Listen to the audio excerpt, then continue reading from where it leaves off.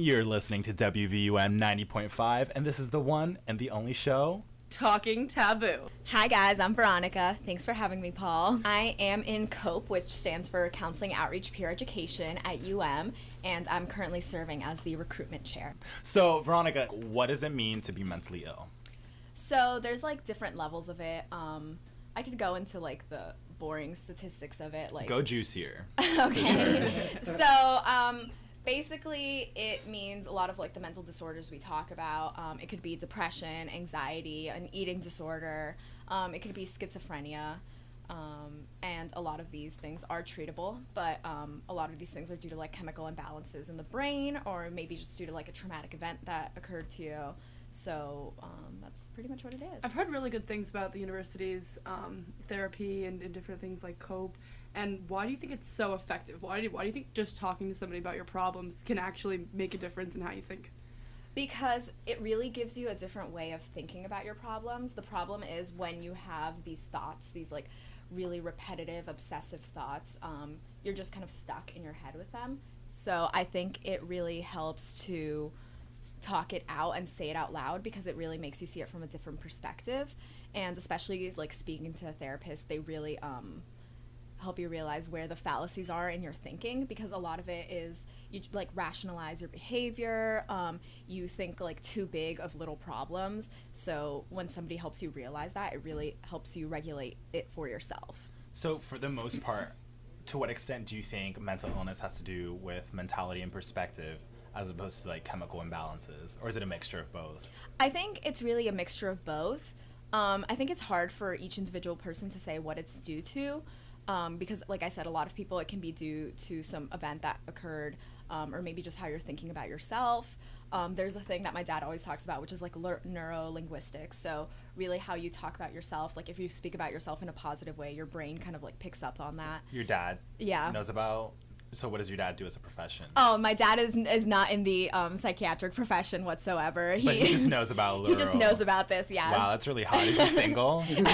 I'm sorry, he is happily married. Oh, that's unfortunate. Let's move on then. So we're going to quiz you really quick in regards to some mental illnesses, and just give us a quick rundown on what they are.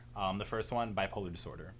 So basically, a lot of it has to do with two aspects of it, which is manic and depressive. So a lot of people, there's two types of bipolar. So a lot of people will go through cycles of like manic, where like they'll be like overly excited about things. Maybe they'll do like impulsive things, like spend a lot of money that they don't have, or like just Wait, what? That's really a symptom? Yeah. Yep. Portia, shopaholic is very different from that.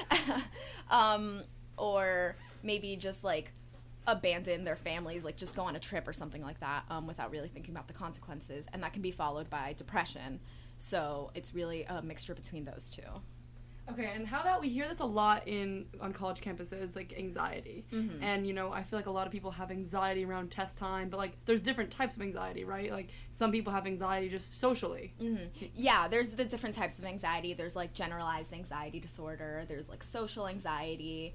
And then a lot of things that go into that are, like, OCD is kind of similar to anxiety, because you have these obsessive compulsions, and you get anxiety if you're not kind of giving into the compulsions. I think something interesting to talk about is the fact that people always say they feel anxious. Yeah. But there is a difference between feeling anxious and having anxiety, right? Right. There is.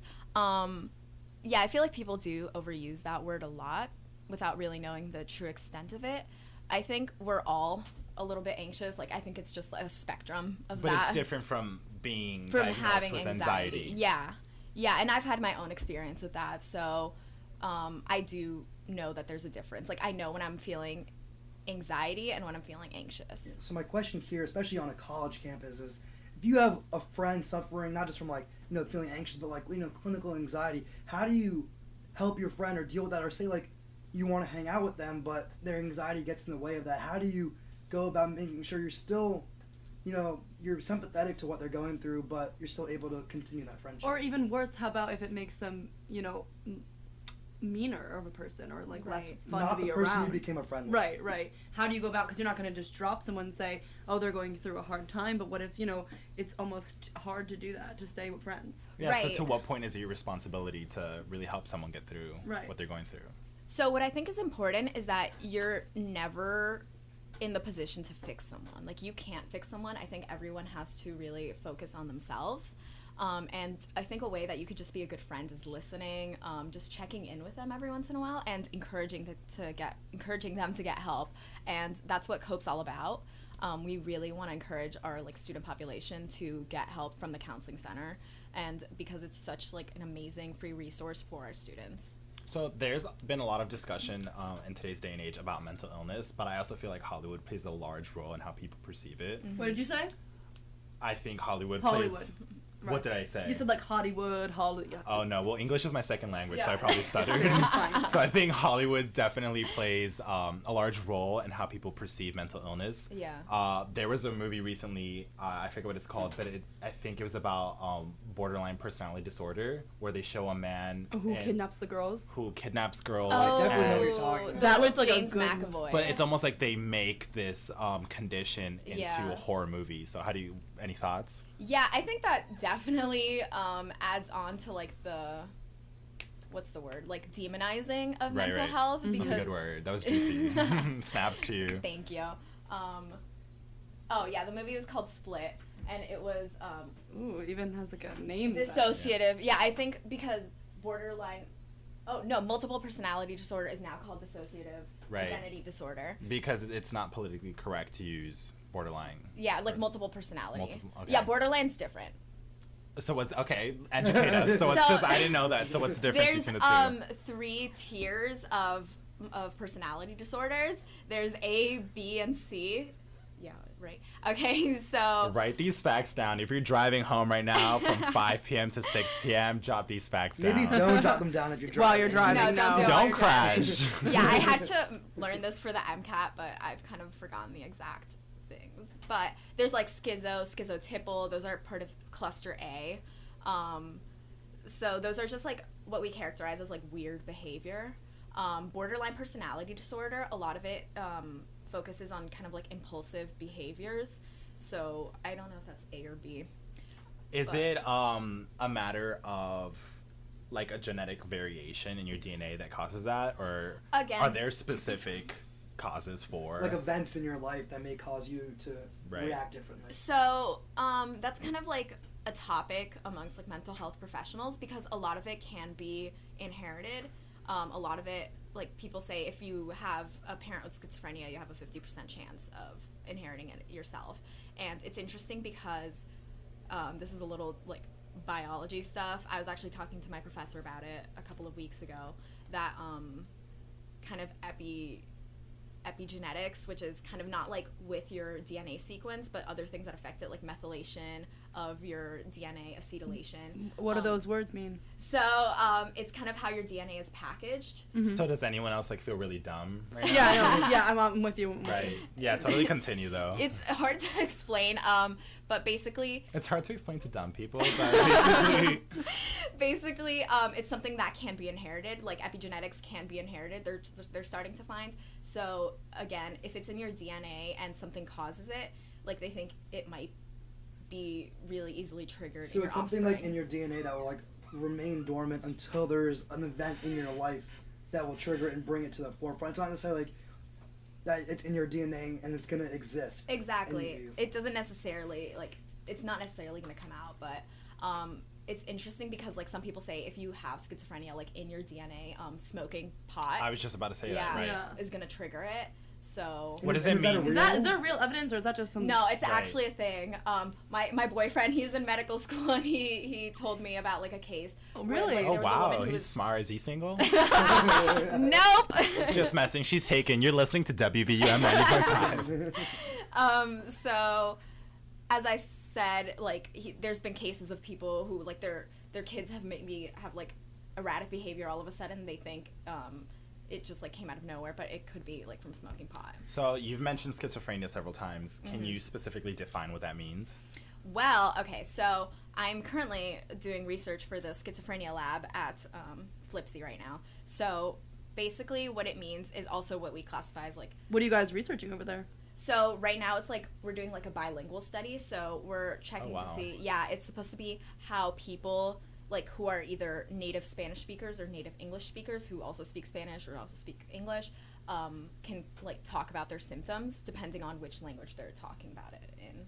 So that's supposed to really encourage a more like more understanding, especially like in the Miami community. You know, a lot of people speak Spanish and might not be able to like talk about their symptoms as fluently as they may be able to. So are there ever language barriers in the sense that sometimes there's just like specific words in Spanish that can't be translated to English in terms of like describing their emotions or feelings? Yeah, I would say that even like what I do is like phone screening. So I speak to them and I ask them like about their symptoms, and a lot of them will say the symptoms, but they don't know that it's like schizophrenia, for example. Interesting. Yeah. What are some typical symptoms? So a lot of it is like paranoia, hallucinations, hearing voices. So you speak with people that experience these things. Yeah. And is that difficult for you to deal with? I think it takes a toll because you just feel so like you feel awful. Like these people have to deal with this every single day. But I think it is interesting to hear people's perspectives, which goes back to like empathy and things like that. You like understanding what people are thinking and how they're thinking it. And can you treat schizophrenia? Yeah, there's different medications for that. And do you support those? Do you think that pharmaceuticals are actually helpful? I definitely support pharmaceuticals for mental disorders. I think there's only so much you can do, but if it comes to like chemical balances, right, that's something you really need, again, like drugs for. Yeah, and now when it comes to mental health disorders, is there any sort of correlation between class and socioeconomic standing that you've seen, or is it like pretty ubiquitous? Does it affect everyone? Ooh, Tej out here with That these was a- questions. Yeah, that's a good question. Let's rewind to that word, ubiquitous. Ubiquitous. Ubiquitous. So I actually haven't done this research like myself. Like I should have gotten numbers for that, but I think especially like what I've done like with the research I've been doing, you can see it's a lot of like more lower class people, but there comes a question of like, does their schizophrenia cause them to be in like worse positions? Right. Yeah. And so I think that's a lot of it, because you see a lot of homeless people like talking to themselves, and you're so like, is it a correlation or a causation? Exactly. So for the most part, I'm using normal in the most ambiguous of senses, but is it possible for someone with schizophrenia to go to school and to have a job and to lead a conventional lifestyle? Yeah, definitely. There's a lot of people, I'm sure, on a UM campus who like deal with that every day and like who are successful with it. And the thing is just knowing your limits and being able to treat it, like I said, with medications or therapy, because you can like lead a normal life, but I think you really do have to go out there and get the help for yourself. So for the most part, there's a lot of controversy in terms of mental illness, because people feel that admitting that they have a mental illness might make them inferior to others. So how do you explain that to someone? Like, having a mental illness doesn't necessarily mean you're damaged or less than another person. Yeah, so I think it's really just, again, about empathy, because so many people go through mental health issues in their lifetime, and we just don't really talk about it. So I think it's just something that if you talk about it, you see that's like normalized. For example, like somebody that you're friends with, if you find out they have a mental health issue, like you've known them all this time and they've just acted normally for what you think. So I think that really helps you show like it's not that big of a deal. Interesting. I was thinking about how suicide rates specifically in the US, although they're always very staggering, it's as if suicide itself is never really a point of discussion. I realized on college campuses, when we talk about mental health, we only really talk about anxiety. So does COPE ever do anything to kind of help people out with specific situations? So do you ever ask attendees at COPE events, what are you looking for, or what are you seeking for? And do you ever split them up into groups depending on what they're looking for? Yeah, so the thing is, at our tabling events, like for example, we had our suicide awareness event a couple of weeks ago. So we have different flyers that show like COPE's like resources for the counseling center, because like a lot of people won't want to divulge to us exactly what they're going through, but they'll be like, oh, like how do I get therapy? So we give them that information, and then we also have like workshops So people will come in and we'll just talk about a topic. Like we talked about FOMO. We talked about like going home for the holidays and the stresses that could bring. That was like 2 weeks ago. So we try to, like, if people want to come to us with their like individual needs, we can definitely refer them to the counseling center. Again, we don't provide therapy ourselves. We're just college kids. But yeah, it's a matter of like how much they're willing to tell us. And while you're working with these, different students who are your peers, do you see a difference in mental health, like between different genders, male versus female? Like, because there was actually a study that came out back in August that said in 2015, suicide rate among teenage girls in the U.S. reached a high in 2015. So that's like coming up and up and up and up. So I'm wondering if you see a difference yourself in your fieldwork. And do you think that growth in social media has and people say it all the time that social media is causing girls to have anxiety or depression because they're constantly comparing themselves to other people? Do you think, is that something that we can maybe see as something that cause more anxiety and depression? And one more question along with these other 5 questions. FOMO is also an acronym typically used, so fear of missing out. How relevant do you think FOMO is to these issues? I guess FOMO goes into what you were asking about Instagram and like social media. I think it's so correlated with that because we are only seeing everybody's, like, somebody told me once that like you only see everybody's their highlights of their life through that, and like we're going through everything else in our lives and we're just comparing to that constantly. So we think everyone is so much happier than us. Right. And I know, like, when I was like in middle school and high school, I was like, no one else has any issues in their lives. Like, it's just me who's sad. So I think we really do that comparison a lot. And I think especially like in young women, it's really prevalent.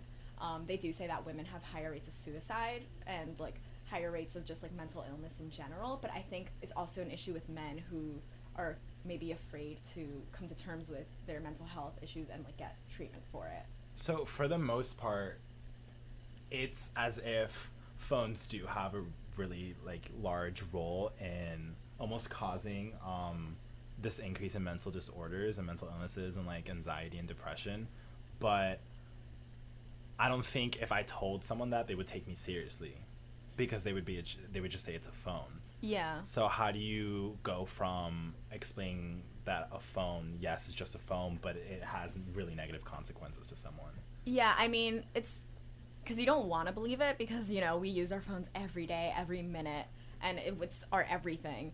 But I think it's not so much the phone, but the culture of it. Again, we're always trying to really show off to the world. We don't want to express what we're feeling on the inside. We want to like seem like we're perfect all the time. So I think there really is an issue with that. I think we're becoming more like cognizant of it as a society. So we are starting to like open up to each other and but I think like what the show's about, it used to be really taboo to talk about like the hard things that you were going through. I think it's interesting. Taboo. Do you guys know the comedian Whitney Cummings? She's like super funny. Yeah. She will post like occasionally on Instagram a picture of her crying, and she's like, "This was what my day was like today. Like I cried today, and then like I'm not gonna pretend that I didn't." That's so beautiful, though. And it is, but at the same time, like, you know what I mean? Do you think that's gonna be, you know, the new wave is to tell everyone everything that's going on? Because at the same time, when it's not Whitney Cummings and it's someone, you know, I went to high school with who's complaining on Facebook, I'm like, oh, people shut say up. they just want attention, you know what I'm right? saying? So it's like this constant, what do you want? You know? Yeah, that's a really interesting point. I hadn't really thought of that. Because it is like sometimes when people do that, I'm like, wow, they're oversharing on social media. Right. But maybe they really need that outlet. Exactly. You know? Exactly. Like some people just like want, like they're just like putting their voice out there for someone to come and help them, I guess. Yeah. Maybe it's the general public's perception of we go to social media because we want to see those highlights. Yeah. Like you were right, And like, we don't want to see this like vulnerability. Right. It's like in some ways how you're saying it's bad because as like a person or society we'll experience our whole lives, but only highlights from other people's lives. But in some ways maybe it's a coping mechanism. We want to just see those highlights other people are doing when we necessarily can't experience them ourselves. Yeah, my life looks lit on Instagram. Check that out. You would think, you would think I At had Portia money. Baudisch. You think I never had homework. Yeah, so I'm not sure if it's maybe like as our society continues to move forward with like phones and like social media and like Instagram and Facebook being around for longer and longer, we'll change our tune to like just expecting those highlights versus expecting everything else. And Yeah. I think that'll be really helpful for people's mental health. Possibly. I mean, but at the same time, if someone's already vulnerable, someone already has a low, already compares themselves to other people a lot, then it could just be a tool for disaster. Well, this is a really good conversation, but we're going to take a quick break and come back to it. Just a reminder, suicide hotline in Miami, the number is 305-358-HELP help or 305-358-4357. Thank you, Veronica. We'll be right back. What about love, you ask? What about love? Think about love, but sometimes it's not enough. Think about love. The details so small. Think about love, 'cause it always involves a fall. Sometimes you fall quick. You always fall hard. You get scraped up and bruised, and maybe you take it too far. Think about love. No one seems to mind. It doesn't come with instructions. It's certainly never defined. 'Cause my love was big. It made the distance feel small. It made you feel close, though I couldn't reach you at all. My love was big. I hoped yours was too.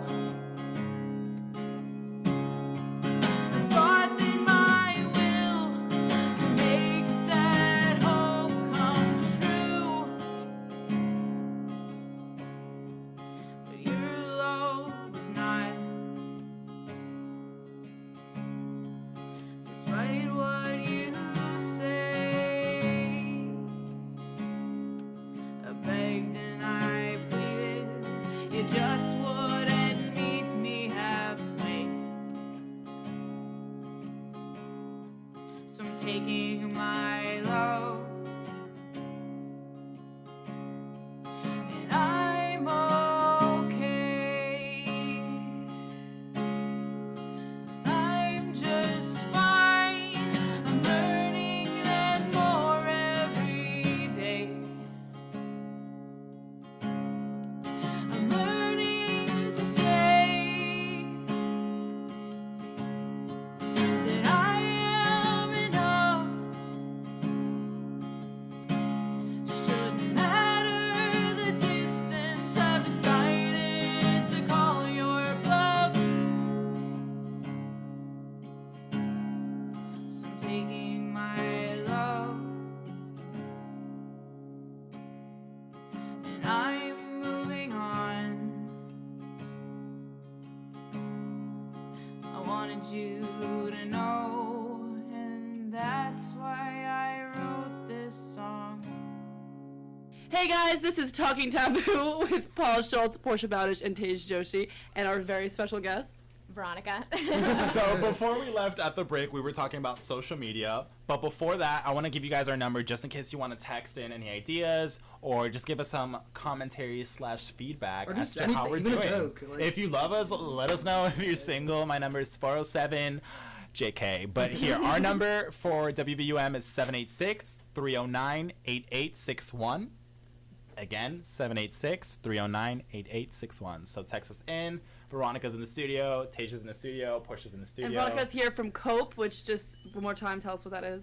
So it stands for Counseling Outreach Peer Education, and we're like the liaisons on campus between the students and the counseling center. And yes, she is taken. So back to Yes. social media. Okay, Paul, you're obsessed with the dating world. I love relationship statuses. If you like relationship statuses, let You me know know. what? Our Then- number is 786-309-8861. Let's tie this into the topic of today, mental illness, mental health. Relationships, you know, I mean, they take huge tolls on people emotionally, physically sometimes. Like, what can you talk about that a little bit? What you've seen in college with relationships in regard to its effect on mental health? Yeah, so I think a lot of, like, especially today, it's a big source of anxiety for a lot of people, especially because, like, this college, like, dating but not dating culture, that a lot of people are, like, talking and like, not really putting a label on it. So I think that can cause a lot of anxiety for both partners because it's like, what are we? And that kind of issue. So I hear a lot of people talking about that, and it seems like very prevalent on college campuses. There was an incident, I think it happened in 2014, but they just started the case where a girl texted her boyfriend to kill himself. Oh, Yes. right, And yes. he Yes. smoked himself out in a car with, I think, the monoxide of the car's Yeah. She own taught like him how to exhaust do it, pipes. yeah. Yeah, and she told him how to do it. So when it comes to specific situations like that, do you think it's a matter of people not taking someone else's mental illness seriously? Or what do you think exactly? I think that is a completely out there Yeah. case. That was a messed up. But it's interesting because, like, what exactly could your intentions be? You know, to like just let a person suffer like that. I have no clue what was going on with that. Also, I'd like to make a correction. Men have higher rates of suicide than women. Leia corrected me on this. I misspoke. So, anyways, back to Leia's a guest in the studio. Yes. She has her own DJ show. As she walks in right now. Yeah.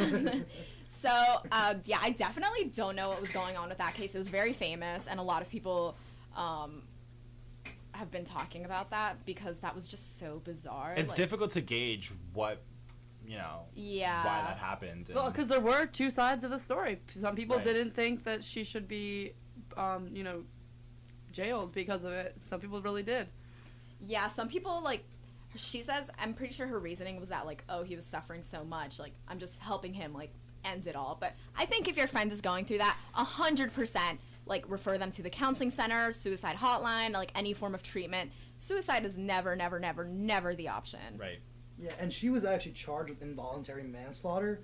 Right. So, I mean, involuntary Yeah. is a little, yeah. So I think that's like problematic. kind of like the words there have an interesting meaning, because I think, was it involuntary? Right.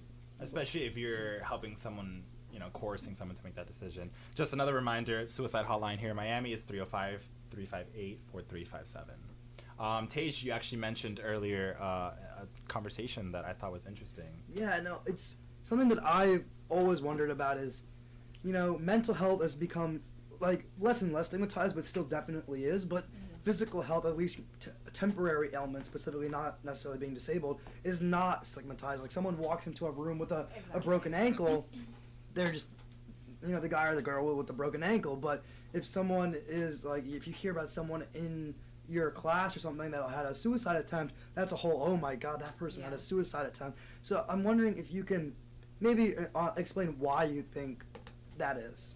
Yeah, so I can go on and on about that. I think it's very interesting. I've had those experiences myself. Like, I grew up with anxiety, and it was really hard for me to come to terms with it and tell other people about it, because you think automatically, like, people are going to think any mental disorder is just on par with instability. Like, people are going to think I'm unstable because of this. Sometimes people even think you're unintelligent. Exactly. Because you don't know how to cope with your own issues. Exactly. Like, a lot of people think, oh, like, you should just have the mindset to get out of it, and you will. But that's really not the issue. And, But like, here I'm playing a little devil's advocate. Do you think there's some truth to that? Like, do you think people who are suffering from anxiety are more unstable? I was gonna say that how much power do you think that we have over our minds? Like, let's say you get into a dark place, and to just try to wake yourself up and say, I'm gonna think differently, I'm gonna try to be different. Is that really A solution, impossible? right. Or no, I mean, in my own mind, I would think, in my own experiences, which as a little tiny bit of anxiety maybe, is to say, you know what, calm down, you know, use this to your advantage, move on. Does that work? But for me personally, yes, but I don't suffer from anything so Drastic. yeah, exactly. So, and then when I hear, you know, a friend sort of you know, talking to me about their problems, and I know it's not the right thing to say, but I almost want to say, like, come on, like, just do it, like, you know, but it's like, that's so bad in my mind that that's the only thing that I know how to say. Right. Yeah, it's just, the thing is, like, with anxiety, for example, you get into this kind of tunnel vision of, like, that small problem is the only thing that matters, and you think it's going to be your downfall. Like, you're just really, it's, like, actually the end of the world, and it's so hard to get out of that mindset. And with things like depression, like my own experience, like I went through depression when I was in college last year, and I told myself, like, okay, like, there are things I can do. I just have to think positively, like, as much as possible, go on a run, and, like, maybe I'll feel better. And then I really tried, like, I had, like, a really earnest attempt. Like, I would try to not sleep in. I wouldn't try to, like, just do nothing. I'd try to be really, productive. How'd that work out? And the thing is, it didn't really help. It was really... I mean, it helped a little, you know, but I think in the end, you're going to have to take more steps to it. And my parents were really, like, encouraging for that. Like, they really believed, like, there were other things I could do, like medications, for example. And I think that really, like, this is really personal, but it really did help me out. Like, it really changed my perspective. And the thing is, when you're in that state, almost like you're so emotional to everything around you that just in a way to kind of stabilize your mood helps you make more rational decisions. What would you say to somebody that might be having sort of, like, depression or anxiety thoughts, and they don't want to either admit it, or they don't quite understand what it means yet, like, and they haven't, like, been able to go out and seek help? Like, what would you say to somebody? So really, this is what I tell all my friends, like, I'm constantly bothering them about this. Therapy. I think therapy is literally the best thing you could do for yourself. Even if you don't think you have, like, full-on depression or full-on anxiety, it's a really good way to just work through the issues in your life and think about it in a different way.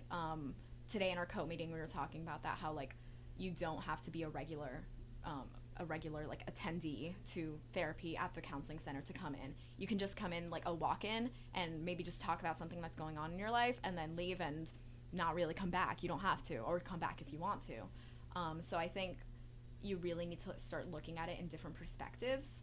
And then if that's not really working for you, medication definitely is, like, for some people it doesn't work, for some people it does. And I think it's definitely something you should try out if you see no other options and you tried a bunch of things that didn't work. So, and I think there really should be no shame in that, because even, like, at me saying that, like, I worry, like, what are people going to think?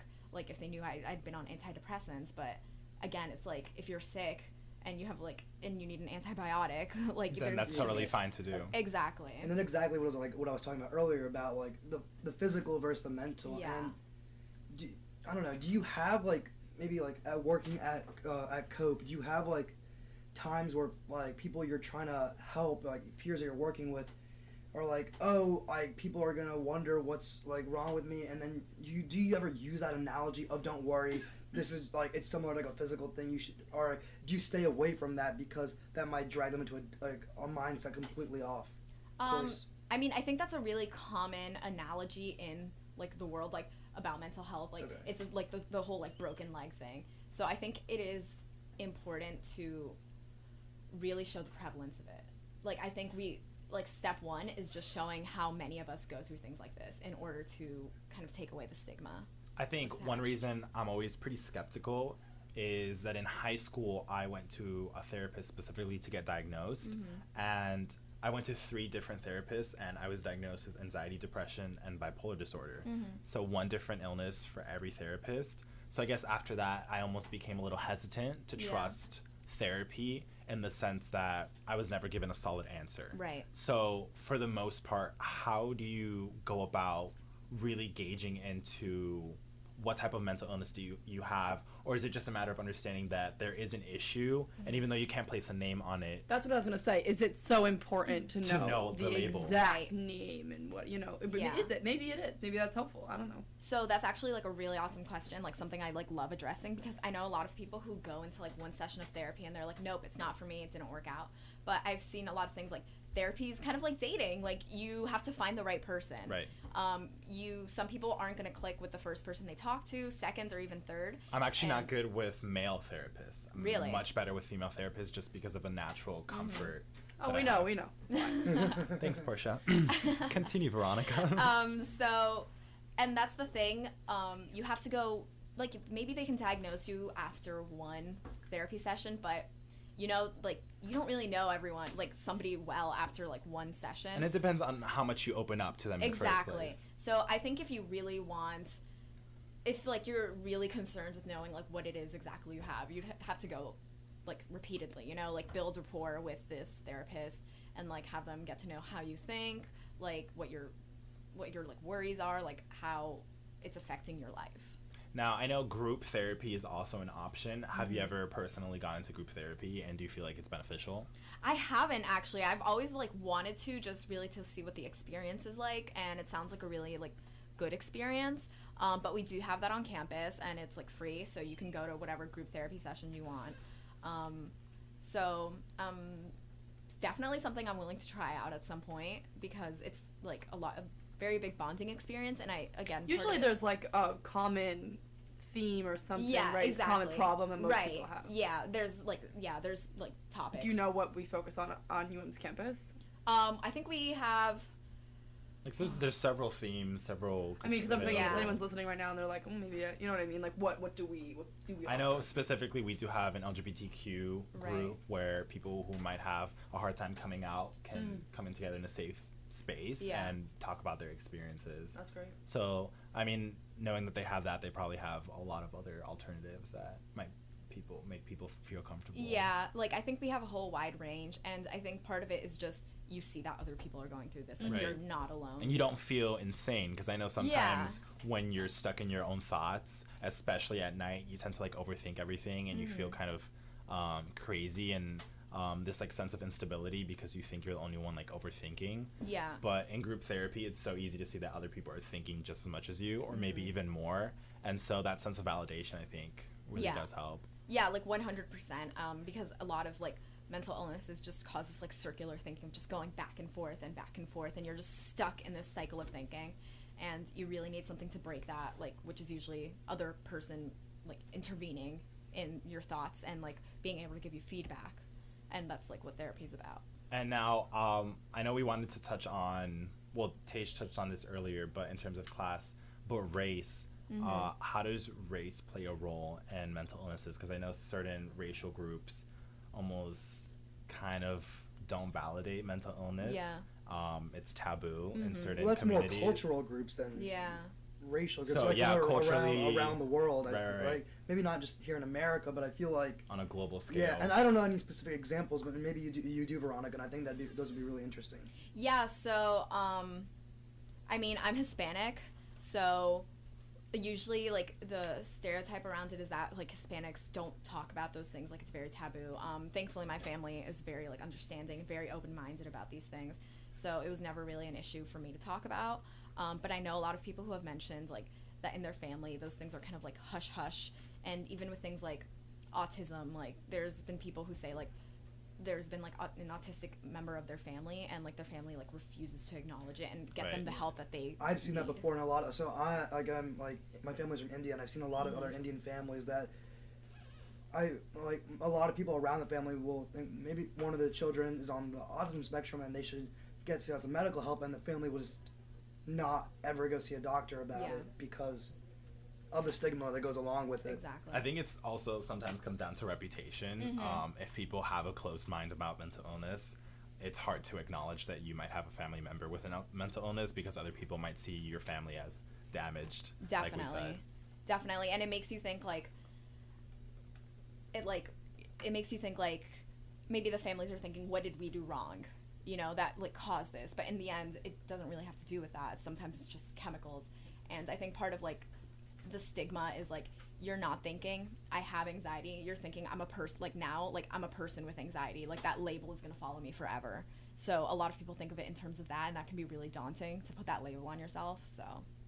And just a reminder, everyone, if you're just tuning in, Suicide Helpline, 305-358-4357. Thank you so much, Veronica, for being with us Thank today. you for having me. I'm Paul Schulz. I'm Portia Baudisch. And I'm Tej Joshi. And you're listening to WVUM 90.5 Talking Taboo. We play every Monday from 5 to 6. Thank you so much for tuning in.